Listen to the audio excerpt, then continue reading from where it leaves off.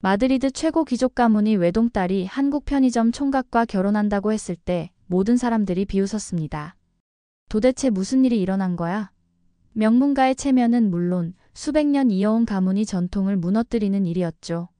스페인 상류층 친구들은 에스텔라가 완전히 미쳤다며 뒤에서 수군거렸습니다. 하지만 이 이야기의 결말을 듣고 나면 여러분은 정말 진짜 귀족이 누구인지 깨닫게 될 겁니다. 스페인 상류층 친구들이 처음엔 조롱했지만 지금은 모두 부러워하며 어떻게 그런 인생이 가능하냐고 말하는 놀라운 반전 이야기를 들려드리겠습니다. 특히 마지막에 일어나는 기적 같은 일은 여러분도 상상하지 못하실 거예요. 끝까지 들어보시면 여러분도 분명 감동받으실 겁니다. 그럼 시작하기 전에 구독과 좋아요, 알림 설정도 부탁드릴게요. 에스텔라는 마드리드 외곽의 자리한 고성에서 태어나 자랐습니다. 16세기부터 이어진 귀족 가문이 외동딸로서 말이죠. 이 집은 그냥 집이 아니었어요. 미술관 같은 거실에는 피카소의 진품이 걸려 있고 다빈치 스케치도 복도에 전시되어 있었습니다. 식당 테이블은 50명이 앉을 수 있는 크기였고 천장은 15세기 프레스코화로 장식되어 있었죠. 정원만 해도 축구장 2개 크기였어요. 어머니 이사벨라는 유럽 전역의 미술품을 수집하는 유명한 컬렉터였습니다. 파리 소더비 경매에서 수십억 원짜리 작품을 사는 일이 일상이었죠. 아버지 호세마리아는 스페인 외교관 출신으로 프랑스, 영국, 독일 대사를 역임한 분이었어요. 집에는 각국 정상들과 찍은 사진들이 벽면을 가득 채우고 있었습니다. 에스텔라의 하루는 철저히 계획되어 있었어요. 새벽 6시에 일어나 프라이빗 헬스장에서 운동, 아침 7시엔 프랑스어 과외, 오전 10시엔 독일어 레슨, 오후 2시엔 발레 수업, 저녁 6시엔 피아노 연주, 밤 8시엔 승마 레슨까지. 주말에는 사교 파티에 참석해서 다른 귀족 가문 자녀들과 예의를 갖춘 대화를 나누어야 했습니다. 에스텔라, 우리 가문의 명예를 잊지 마라. 내 행동 하나하나가 500년 역사를 좌우한다. 웃을 때도 품위 있게, 걸을 때도 우아하게, 말할 때도 신중하게 해야 한다. 아버지의 말씀이었죠. 에스텔라는 어릴 때부터 귀족다운 행동이 무엇인지 교육받았어요. 큰 소리로 웃으면 안 되고, 감정을 드러내면 안 되고, 평민들과 친하게 지내면 안 된다는 규칙들이 있었습니다. 하지만 에스텔라는 답답했습니다. 친구들과 자유롭게 놀고 싶고, 평범한 음식도 먹어보고 싶었거든요.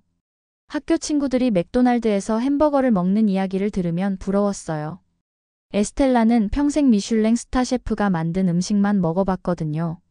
스페인 전통 음식인 빠에야나 타파스 대신 프랑스 요리, 플라멩고 대신 발레를 배워야 했으니까요. 감정 표현조차 자유롭지 못했어요. 귀족은 함부로 웃거나 울면 안 된다. 항상 품위를 유지해야 한다는 게 가문의 철칙이었습니다. 어릴 때 강아지가 죽었을 때도 울면 안 된다고 혼났던 기억이 있어요. 20세가 된 에스텔라는 마드리드 대학에서 국제관계학을 전공하고 있었습니다. 성적은 항상 최상위였지만 정작 하고 싶은 공부는 따로 있었죠. 바로 다른 나라 문화를 배우는 것이었어요. 특히 동양 문화에 대한 호기심이 많았습니다. 아버지는 동양은 우리와 격이 다르다며 관심 갖는 것조차 반대했지만요. 어느 날 도서관에서 혼자 공부하던 에스텔라의 눈에 한 동양 여학생이 들어왔습니다. 그 학생은 한국에서 온 교환학생 다은이었어요. 다은이는 에스텔라와 완전히 달랐습니다. 자유롭고 밝은 성격에 감정 표현도 자연스러웠거든요. 다은이와의 첫 만남은 정말 우연이었습니다. 에스텔라가 도서관에서 국제관계학 논문을 쓰고 있는데 다은이가 옆자리에 앉으면서 시작되었어요. 안녕, 나는 다은이야. 한국에서 왔어. 너는 스페인 사람이지? 다은이의 밝은 미소와 자연스러운 인사에 에스텔라는 놀랐습니다. 지금까지 만난 사람들은 모두 에스텔라의 가문을 알고 조심스럽게 대했거든요. 하지만 다은이는 그냥 평범한 친구처럼 다가왔어요. 네, 맞아요. 저는 에스텔라예요. 우와, 이름도 예쁘다. 에스텔라, 나랑 친구할래? 이렇게 자연스럽게 친구가 되자고 하는 사람은 처음이었어요. 에스텔라는 마음이 열렸습니다. 다은이와 친해지면서 에스텔라는 완전히 새로운 세계를 발견했어요. 다은이가 기숙사에서 보여준 것은 한국 드라마 도깨비였습니다. 에스텔라, 이거 진짜 재밌어. 한 번만 봐봐. 한국 드라마는 정말 감동적이야. 처음엔 별 기대 없이 봤는데 에스텔라는 완전히 빠져버렸어요. 주인공들이 자유롭게 감정을 표현하고 가족끼리 둘러앉아 따뜻한 밥을 먹는 모습이 너무 부러웠거든요. 특히 김은숙 작가의 로맨틱한 대사들이 에스텔라의 마음을 움직였습니다. 우와, 저들은 어떻게 저렇게 자연스럽게 웃고 울 수 있지? 우리 집에서는 상상도 할 수 없는 일이야.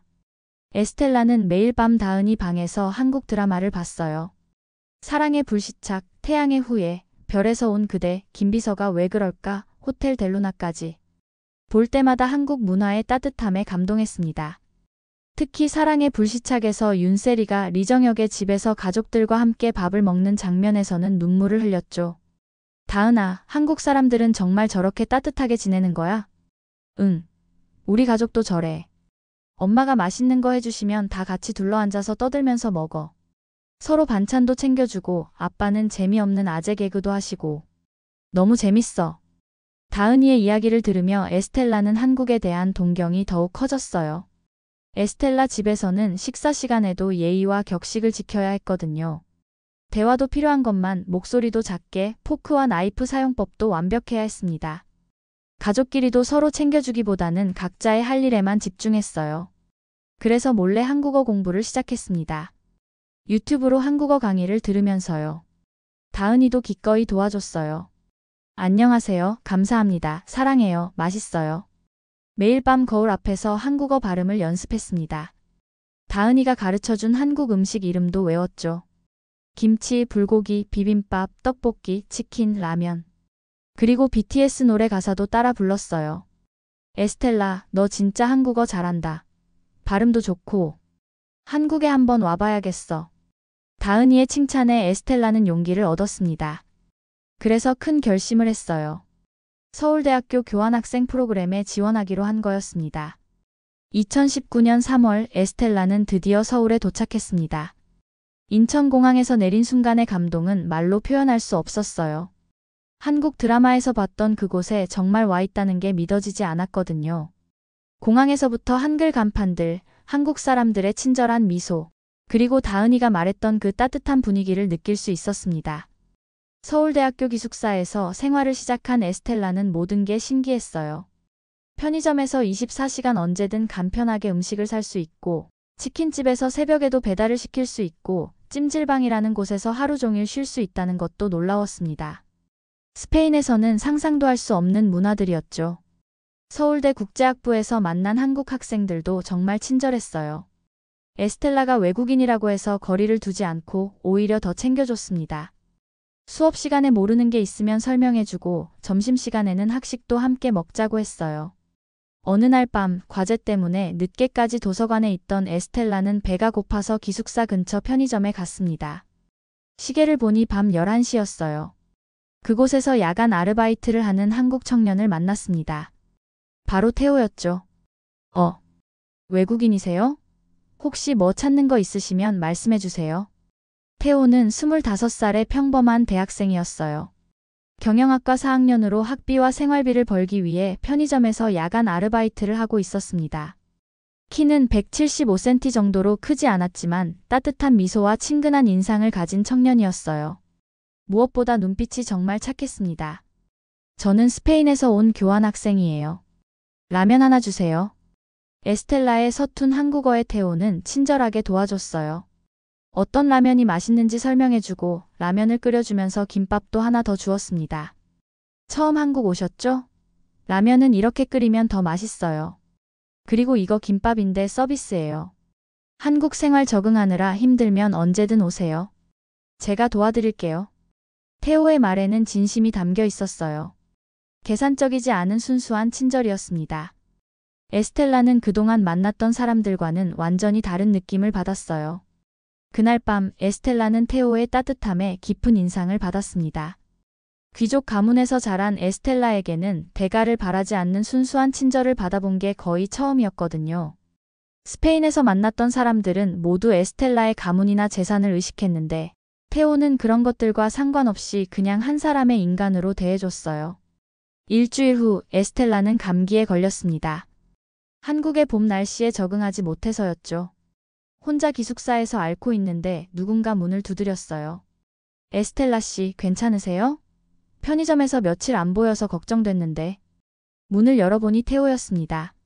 손에는 따뜻한 죽 한 그릇과 감기약 그리고 비타민 음료를 들고 있었죠. 테오와 에스텔라의 만남은 점점 잦아졌습니다. 테오는 에스텔라에게 진짜 한국 문화를 보여줬어요. 명동이나 강남 같은 관광지가 아니라 정말 한국 사람들이 즐기는 일상적인 곳들을 말이죠. 에스텔라, 오늘은 포장마차에서 떡볶이 먹어볼래? 그리고 한강에서 치킨도 시켜 먹고. 포장마차요? 그게 뭐예요? 길거리에 있는 작은 음식점이야. 비싸지도 않고 정말 맛있어. 한국 사람들이 진짜 좋아하는 곳이지. 처음 포장마차에 갔을 때 에스텔라는 놀랐어요. 좁은 공간에 사람들이 옹기종기 모여 앉아서 떡볶이, 순대, 튀김을 먹으며 이야기하고 있었거든요. 스페인의 고급 레스토랑과는 완전히 다른 분위기였죠. 이게 진짜 한국 사람들이 즐기는 거야. 어때? 너무 좋아요. 이런 게 진짜 행복이구나. 우리 집에서는 상상도 할 수 없는 일이에요. 에스텔라는 테오와 함께 있으면 자연스럽게 웃고 울 수 있었어요. 가문의 체면이나 격식 따위는 잊고 진짜 자신이 될 수 있었습니다. 테오 앞에서는 큰 소리로 웃어도 되고 떡볶이 먹으면서 맵다, 맵다 소리쳐도 괜찮았어요. 테오도 에스텔라에게 점점 빠져들었습니다. 처음엔 예쁜 외국인 누나 정도로 생각했는데 시간이 지날수록 에스텔라의 진실한 마음을 알게 됐거든요. 테오야, 나는 스페인에서 진짜 친구가 없었어. 모든 사람이 우리 가문의 재산이나 지위를 보고 접근했거든. 대학교 친구들도 마찬가지였어. 그런데 너는 달라. 너는 내가 누군지도 모르면서 그냥 친절하게 대해줬잖아. 에스텔라, 나도 마찬가지야. 너는 내가 편의점 알바생이라고 무시하지 않잖아. 대학생들 중에는 알바생 보고 함부로 대하는 사람들도 있거든. 그런데 너는 항상 고맙다고 하고 존댓말도 써주고. 진짜 나를 인간으로 봐주는 사람은 너가 처음이야. 두 사람은 서로에게 특별한 존재가 되었습니다. 테오는 아르바이트로 번 돈을 모아서 에스텔라에게 한복을 선물했어요. 저렴한 한복이었지만 정성이 가득 담겨 있었죠. 에스텔라, 이거 입고 경복궁에서 사진 찍자. 한국 추억 만들어야지. 에스텔라는 한복을 입고 너무 기뻐했어요. 처음 입어보는 한국 전통 의상이 이렇게 아름다울 줄 몰랐거든요. 테오야, 정말 고마워. 이런 선물 받아본 게 언제인지 모르겠어. 에스텔라도 테오에게 스페인 전통 은목걸이를 선물했습니다. 비싸지는 않았지만 에스텔라가 어릴 때부터 아껴두던 소중한 것이었어요. 하지만 행복한 시간은 길지 않았습니다. 1년 교환학생 기간이 끝나가고 있었거든요. 아버지 호세마리아는 매주 전화해서 귀국 날짜를 물어봤어요. 에스텔라, 언제 돌아올 거냐? 네가 없는 동안 LVMH에서 인턴 자리를 마련해놨다. 더 이상 늦으면 안 된다. 아버지, 조금만 더 있으면 안 될까요? 안 된다. 당장 돌아와라. 네가 거기서 뭘 배우겠다는 거냐? 에스텔라는 아버지의 압박에 못 이겨 귀국을 결정해야 했습니다. 테오에게 이 사실을 말하는 게 너무 어려웠어요. 테오야. 미안해. 다음 달에 스페인으로 돌아가야 해. 테오는 충격을 받았지만 포기하지 않았어요. 에스텔라, 나 꼭 스페인으로 갈게. 대학 졸업하고 취업해서 너 찾아갈게. 기다려줄 수 있어? 인천공항에서 헤어지던 날 두 사람은 많은 눈물을 흘렸습니다. 스페인으로 돌아온 에스텔라는 아버지가 마련해준 LVMH 계열 명품 회사에서 인턴으로 일하기 시작했습니다. 루이비통 본사와 연결된 마드리드 지사였죠. 겉으로는 완벽한 삶이었어요. 명문 대학 졸업, 세계 최고 명품 회사 취직, 귀족 가문이 상속녀. 모든 것이 갖춰져 있었지만 마음은 텅 비어 있었습니다. 매일 밤 테오에게 영상통화를 했어요. 시차 때문에 스페인 새벽 2시, 한국 오전 10시에 통화했죠. 테오는 졸업 논문을 쓰면서도 에스텔라와의 약속을 지키려고 노력하고 있었어요. 테오야, 오늘 하루 어땠어?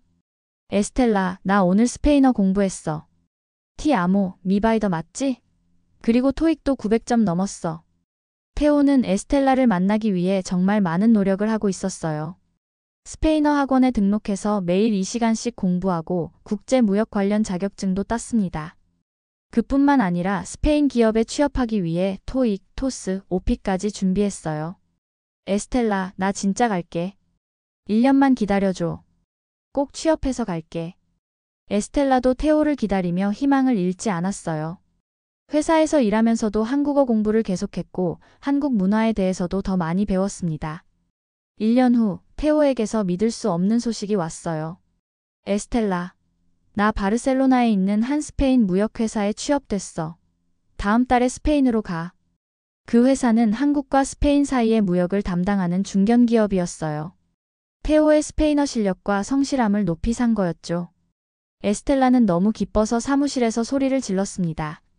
테오야, 정말이야? 정말로 오는 거야? 동료들이 모두 쳐다볼 정도였지만 신경 쓰지 않았어요. 테오가 바르셀로나에 도착한 날, 에스텔라는 새벽부터 공항에서 기다리고 있었습니다. 1년 2개월 만에 재회였죠. 에스텔라, 테오야. 두 사람은 공항에서 서로를 꼭 안고 눈물을 흘렸어요. 주변 사람들도 감동해서 박수를 치며 축하해줬습니다. 테오는 바르셀로나에서 정말 성실하게 일했어요. 스페인어 실력도 빠르게 늘었고 회사에서도 한국에서 온 성실한 직원으로 인정받았습니다. 무역 업무에서 뛰어난 성과를 보여줬고 1년 만에 팀장으로 승진하기도 했어요. 6개월 후 테오는 에스텔라에게 프로포즈했습니다. 바르셀로나 해변에서 일몰을 보며 무릎을 꿇고 말했죠. 에스텔라, 나랑 결혼해줘. 네가 있어야 내 인생이 완전해져. 너 없이는 아무 의미가 없어. 테오야. 네, 물론이죠. 하지만 진짜 어려움은 이제부터였습니다. 에스텔라의 부모님을 설득해야 했거든요. 에스텔라가 테오와 결혼한다고 발표했을 때 집안은 완전히 발칵 뒤집혔습니다. 아버지 호세마리아는 분노했고 어머니 이사벨라는 충격을 받아 며칠 동안 방에서 나오지 않았어요. 에스텔라, 정신 차려라. 우리 가문이 딸이 어떻게 동양인과 그것도 편의점 알바생과 결혼할 수 있냐? 500년 가문의 전통이 무너진다. 아버지, 테오는 이제 편의점 알바생이 아니에요. 바르셀로나에서 성공한 무역회사 팀장이고 스페인어도 유창해요. 그리고 저를 정말 사랑하고 아껴줍니다. 그래도 안 된다. 우리 가문이 체면이 있지 않냐? 내 할아버지가 무덤에서 뒤집어지실 일이다. 아버지는 하루에도 몇 번씩 화를 내며 반대했어요. 친척들도 모두 반대했습니다. 에스텔라의 사촌형 라파엘은 가문이 수치라고 말했고 이모 카르멘은 미쳤다고 했죠. 에스텔라, 내가 사랑에 눈이 멀었구나. 그 남자가 너를 이용하는 거야. 내 재산을 노리고 접근한 거라고. 하지만 에스텔라는 포기하지 않았어요. 매일 아버지와 싸웠고 어머니를 설득하려고 노력했습니다. 그런데 이때 테오가 놀라운 행동을 했습니다. 에스텔라 집에 직접 찾아와서 아버지께 정중하게 인사를 드린 거였어요.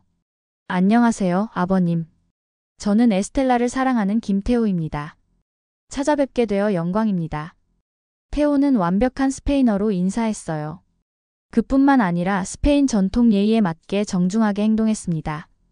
양복도 단정하게 입고 선물로 한국의 고급 인삼과 전통 공예품을 가져왔죠. 아버님, 저는 에스텔라를 평생 행복하게 해드리겠습니다. 가문의 명예에 누가 되지 않도록 최선을 다하겠습니다. 제가 비록 한국 사람이지만 에스텔라를 향한 마음만큼은 그 누구보다 진실합니다. 아버지는 테오의 진심과 예의 바른 모습에 조금 마음이 흔들렸지만 여전히 반대 입장을 고수했어요. 젊은이, 내 마음은 알겠다. 하지만 우리 가문의 전통과 체면을 이해해야 한다. 500년 동안 이어온 혈통과 문화가 있다. 하지만 테오는 포기하지 않았습니다. 매주 에스텔라 집에 찾아가서 아버지와 대화했어요. 스페인 역사를 공부하고 가문의 전통도 배우려고 노력했습니다. 심지어 승마도 배우기 시작했어요. 아버님, 스페인의 황금시대인 16세기에 대해 공부해봤습니다. 정말 찬란한 역사를 가진 나라군요. 한국도 조선시대에 비슷한 문화적 발전이 있었습니다. 테오는 단순히 구걸하지 않고 정말로 스페인 문화를 이해하려고 노력했어요. 이런 모습에 점점 가족들의 마음도 움직이기 시작했습니다. 그러던 중 결정적인 일이 일어났어요. 에스텔라가 임신했다는 소식이 전해진 거였습니다. 아버지, 저 임신했어요. 아버지는 처음엔 더 큰 충격을 받았지만 시간이 지나면서 손주의 존재는 그의 마음을 움직였어요. 특히 어머니 이사벨라가 먼저 마음을 열었습니다. 호세, 이제 어쩔 수 없잖아. 그리고 그 젊은이 정말 성실해 보여. 에스텔라를 진심으로 사랑하는 것 같고. 결국 아버지도 결혼을 허락했습니다. 에스텔라와 테오는 바르셀로나 대성당에서 성대한 결혼식을 올렸어요. 한국에서 테오의 부모님도 오셨고 스페인과 한국의 전통을 모두 담은 아름다운 결혼식이었습니다. 결혼 후 에스텔라와 테오의 첫 아이 미아가 태어났어요. 한국과 스페인의 혼혈인 미아는 정말 예뻤습니다. 큰 눈에 오똑한 코, 그리고 테오의 따뜻한 미소를 닮았어요. 할아버지 호세마리아도 손녀를 보자마자 완전히 녹아버렸습니다. 이 아이는 정말 우리 가문이 축복이야. 동서양의 아름다움이 모두 담겨 있구나. 미아가 돌이 지나지 않았을 때 에스텔라는 둘째 임신 소식을 알게 되었습니다. 산부인과에서 임신 테스트를 받고 집에 돌아온 에스텔라는 테오에게 조심스럽게 말했어요. 테오야, 우리 둘째 생겼어. 정말? 와, 미아가 언니 아님 누나가 되는구나. 너무 좋다. 테오는 정말 기뻐했지만 에스텔라는 조금 걱정스러웠어요. 아직 미아도 어린데 둘째까지 키울 수 있을까 하는 마음이 들었거든요. 특히 밤에 미아가 울 때마다 잠을 못 자는 상황에서 둘째까지 생기면 정말 힘들 것 같았습니다. 하지만 12주차 정기검진에서 정말 놀라운 일이 일어났어요. 의사 선생님이 초음파를 보더니 깜짝 놀라는 표정을 지었거든요. 이게. 에스텔라 씨, 잠깐만요. 의사는 초음파 기계를 여러 각도로 돌려가며 자세히 살펴봤어요. 그리고 나서 미소를 지으며 말했습니다. 축하합니다, 에스텔라 씨. 쌍둥이에요. 건강한 아기 2명이 자라고 있습니다. 네. 쌍둥이요? 정말요? 에스텔라는 믿을 수 없었어요. 초음파 화면을 보니 정말로 2개의 작은 생명체가 꿈틀거리고 있었습니다. 각각 2cm 정도 크기로 아직 작았지만 분명히 2명의 아기였어요. 네, 확실합니다. 일란성 쌍둥이로 보이네요. 정말 축복받으셨어요. 집에 돌아와서 이 소식을 테오에게 전하자 테오는 완전히 기절할 뻔했어요. 뭐라고? 쌍둥이? 정말로? 응. 의사 선생님이 확실하다고 하셨어. 테오는 에스텔라를 2팔로 꼭 안으며 눈물을 흘렸습니다. 에스텔라, 우리가 2배로 축복받았네. 미아도 누나가 되고 우리는 4명의 가족이 되는 거야. 아니, 5명. 그날 밤 2사람은 너무 흥분해서 잠을 이루지 못했어요. 테오는 계속 에스텔라 배에 대고 말했습니다. 애들아, 아빠야. 빨리 나와서 누나 미아랑 놀자. 다음 날 에스텔라는 쌍둥이 초음파 사진을 SNS에 올렸어요. 사진과 함께 투 리털 미러컬즈 안 더 웨이 해시태그 트윈즈 해시태그 블레스트라고 글을 남겼습니다. 반응은 정말 폭발적이었어요. 평소 에스텔라를 팔로우하던 친구들이 모두 댓글을 달았습니다. 특히 과거 에스텔라를 조롱하던 스페인 상류층 친구들의 반응이 놀라웠어요. 카르멘은 에스텔라, 정말 축하해. 쌍둥이라니. 너무 부럽다. 소피아는 어떻게 그렇게 행복한 인생이 가능해? 진짜 복받은 것 같아. 이사벨, 너 정말 동화 속 주인공 같아. 부러워 죽겠어. 심지어 에스텔라를 가장 심하게 비웃었던 라우라도 댓글을 달았어요. 라우라는 에스텔라, 솔직히 처음엔 네가 실수한다고 생각했어. 하지만 지금 보니까 너만 진짜 사랑을 찾은 것 같아. 축하해. 출산 예정일이 다가오면서 온 가족이 분주해졌습니다. 에스텔라의 부모님은 쌍둥이 손주를 위해 베이비용품을 잔뜩 사왔어요. 유모차 2대, 침대 2개, 옷가지들까지 모든 것을 2벌씩 준비했습니다. 테오의 부모님도 한국에서 스페인으로 오셨어요. 쌍둥이는 우리 가문에서 정말 처음이야. 500년 역사상 한 번도 없었던 일이라고. 정말 축복받은 일이구나. 에스텔라 할아버지도 기뻐하며 말씀하셨어요. 이제 테오를 완전히 가족으로 받아들인 모습이었죠. 테오, 이제 넌 우리 가문이 진짜 일원이야. 아니, 우리 가문에 새로운 활력을 불어넣어준 고마운 사람이야. 테오의 어머니도 스페인 생활에 잘 적응했어요. 에스텔라 어머니와는 언어가 달라도 마음으로 통했습니다. 두 어머니는 함께 요리도 하고 손주들을 위한 준비도 함께 했어요. 드디어 출산날이 왔습니다. 11월 15일 새벽 3시 에스텔라는 진통이 시작되었어요. 테오는 병원까지 운전하면서 손이 떨렸습니다. 에스텔라, 괜찮아? 숨 크게 쉬어. 테오야. 무서워. 괜찮아, 내가 옆에 있어. 우리 아들들 곧 만날 수 있어. 12시간의 길고 힘든 진통 끝에 드디어 쌍둥이가 태어났어요. 축하합니다. 건강한 남자아이 2명이에요. 의사 선생님의 말에 태호는 눈물을 펑펑 흘렸습니다. 신생아실 유리창 너머로 보이는 쌍둥이 아들들이 너무 작고 소중해 보였어요. 에스텔라, 우리 해냈어. 정말 잘했어. 태호야, 우리 아들들. 정말 예쁘다. 아이들 이름은 미리 정해뒀었어요. 한국 이름과 스페인 이름을 모두 가지도록 했습니다. 첫째 루카 현우. 둘째 다니엘 민준. 두 아이 모두 태호의 따뜻한 눈과 에스텔라의 오똑한 코를 닮았어요. 정말 아름다운 아이들이었습니다. 출산 소식을 들은 양가 가족들이 모두 병원으로 달려왔어요. 특히 호세마리아 할아버지는 손주들을 보자마자 눈물을 흘렸습니다. 이 아이들은 정말 우리 가문이 새로운 희망이야. 태호의 아버지도 감동했어요. 이제 우리 가족이 정말 국제적이 되었구나. 한국과 스페인이 하나가 된 거야. 출산 후 한 달 마드리드 저택에서 큰 파티가 열렸어요. 쌍둥이의 100일 잔치를 겸한 가족 모임이었습니다. 한국식 돌잡이와 스페인식 축하 파티를 함께 진행했어요. 그 자리에서 호세마리아가 태호를 불러 말했습니다. 태호, 이제 너는 우리 가문이 진짜 일원이야. 아니, 우리 모두를 바꿔준 사람이야. 네가 에스텔라에게 가져다 준 건 사랑만이 아니야. 진짜 가족이 무엇인지, 진짜 행복이 무엇인지 가르쳐줬어. 아버님, 제가 오히려 더 많이 배웠습니다. 가족의 소중함, 전통의 가치를 아버님께 배웠어요. 아니다, 태호. 너는 우리에게 진짜 귀족이 무엇인지 보여줬어. 돈이나 지위가 아니라 사랑과 정성, 그리고 가족을 향한 헌신이 진짜 귀족의 조건이라는 걸 말이야. 그날 저녁 5명의 가족이 테라스에서 바르셀로나의 석양을 바라보고 있었습니다. 미아는 태호 무릎에 앉아서 쌍둥이 동생들을 신기하게 바라보고 있었고, 에스텔라는 루카와 다니엘을 각각 팔에 안고 있었어요. 태호야, 우리 정말 행복하다. 이런 날이 올 줄 꿈에도 몰랐어. 에스텔라, 나도 마찬가지야. 편의점에서 처음 만났을 때는 이런 미래를 상상할 수 없었어. 네가 내 인생을 완전히 바꿔놨어. 우리가 서로를 바꾼 것 같아. 나도 태호를 만나기 전까지는 진짜 행복이 뭔지 몰랐어. 에스텔라는 마지막으로 이렇게 말했습니다.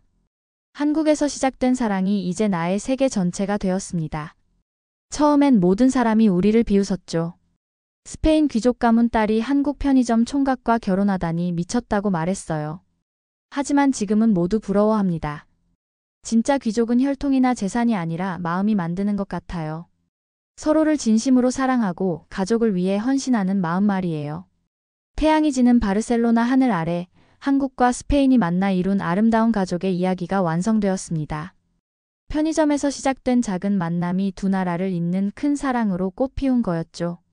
이제 미아, 루카, 다니엘 세 아이들은 한국과 스페인 두 문화의 아름다움을 모두 물려받은 진짜 글로벌 아이들로 자라게 될 것입니다. 그리고 과거 에스텔라를 조롱했던 친구들은 이제 모두 에스텔라가 진짜 행복을 찾았다며 부러워하고 있었어요. 정말로 진짜 귀족은 따로 있었던 거였습니다.